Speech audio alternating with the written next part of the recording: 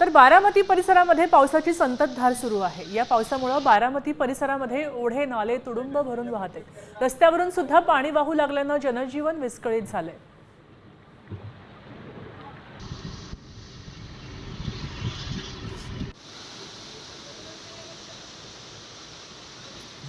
याचा आढावा घेतला आहे आमचे प्रतिनिधी मंगेश कचरे यांनी। पाहूया काय बघतायत।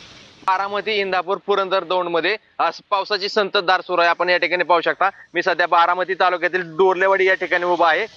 डोरलेवाडी परिसरातील ओढे नाले हे तुडुंब भरून वाहू लागलेले आहेत। ओढ्याची पाण्याची पातळी एवढी वाढली आहे की आता हे पाणी शेतातूनही वाहू लागलेलं आहे। आपण या ठिकाणी पाहू शकता शेताच्या सर्व भागातून पाणी वाहत आहे। पिके देखील अर्धे पाण्याखाली गेलेले आहेत। तरीही पावसाची संततधार सुरूच आहे। जनजीवन देखील विस्कळीत झालेलं आहे।